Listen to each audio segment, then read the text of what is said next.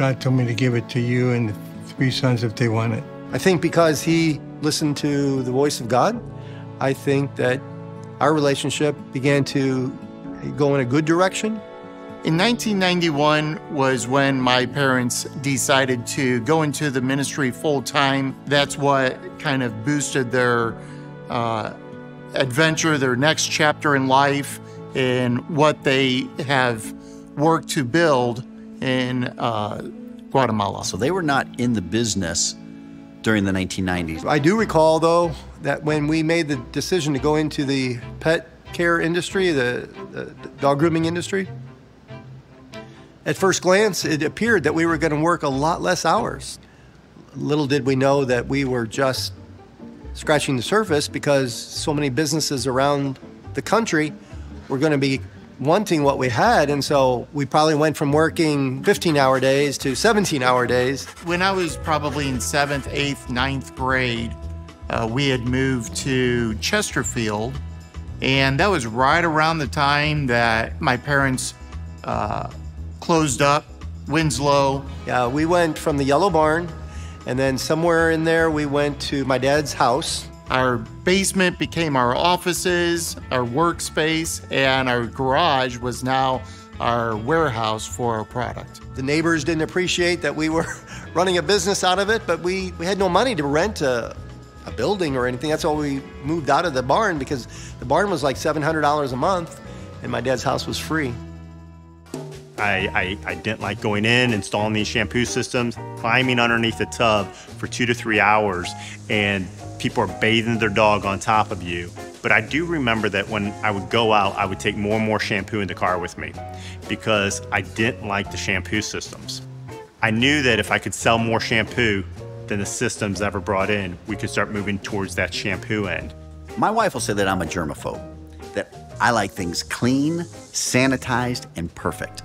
So going to these grooming shops, which are the exact opposite of that, wet hair everywhere, and you got to get on the floor where there's water and dog hair and who knows what else. I don't know how else to describe it other than it was uber gross. My dad could sell shampoo like crazy. I would go out of town. I would return with no equipment. I loved putting in these shampoo systems. I could not sell shampoo. But I could not face my dad and show him when I returned with the van to change the oil that I still had all the shampoo. I'm going to tell you a secret. More than once, I drove by my house on the way to his house where we were running the business, and I unloaded a lot of shampoo at my house so that when he would see this van and it had very little shampoo, he would be proud of his son.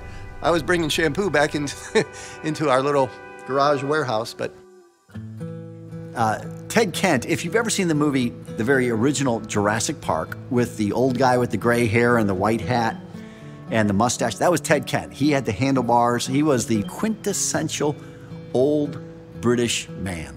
He was traveling through the U.S. He called up my dad and said, "Don, I've been praying, and I have a message for your sons from the Lord." This is what he read. He read 2 scriptures.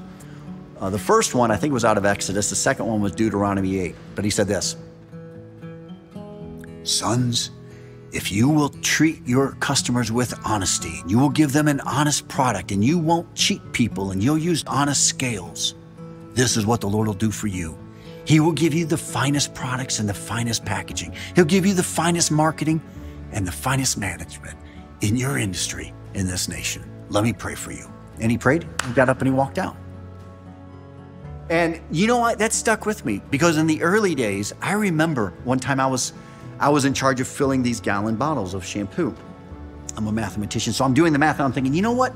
We fill them that far from the top. All of our competitors fill the gallon that far from the top. The difference of it is 1 ounce. Man, if I just took 1 ounce out and so put 127 ounces instead of 128, who would know? My mind was thinking that way. And immediately, the Lord reminded me what Ted Kent said: if you'll treat them honestly, integrity, then he'll bless us. That became part of our mission statement. In fact, that's the first part, that Cosmos exists to perpetually innovate the finest products, packaging, marketing, and management in our industry, in the nation. The rest of the mission statement came from the genesis of why my dad started this business, which was he went into business with this man named Brent Jones because they wanted to see businesses run according to biblical principles so that it would provide a good wage for those who work there, and it would provide for the poor around the world, and it would be done in such a way that God would be glorified. And so that became the second half of our mission statement, that our company exists to perpetually innovate the finest product, packaging, marketing, and management in our industry. Why? For the provision of its employees, for the benefit of pets and pet parents, to provide for the poor around the globe, all to the glory of God. The company that had been making the shampoo for us was a company called SMR Products. The owner of that company, his name is Merle Rosenthal. And my dad calls me and he tells me that Merle died that night. The wife called and said, come get the rest of the shampoo because we're not making any more. And so I remember my dad and my brother scrambling, trying to find another company in St. Louis who could make the shampoo. And they tried for several weeks. We blew through all the inventory we had. We were in trouble instantly because we were starting to sell shampoo in those days, maybe not a lot, but that was cash that we needed. So God had a plan. We made a proposal to the wife of Merle to buy her building and her business. The first price that she said she would sell for would be $180,000. I remember him specifically praying, Lord, I commit this decision to you. If you want us to have this, make it happen. If you don't, shut the door.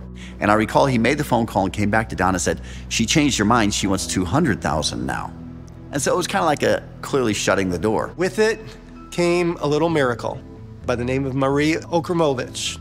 Marie worked for Merle for about 20 years. She showed us how to start making shampoo. My dad called that lady and the Merle's wife and said, hey, we're not going to buy it. She said, great. She goes, well, I'm cleaning out the building. I'm going to sell the building. If you want to come and buy anything out of here, you can buy whatever you want. So Merle's wife sent her daughter, who's about 30, to meet my dad at that business. He walked through there with Marie, who eventually came to work for us. She taught us how to make shampoo, and this woman's daughter. And the daughter went through with a yellow notepad, and Marie would say to my dad, Don, you need that 100-gallon mixing tank.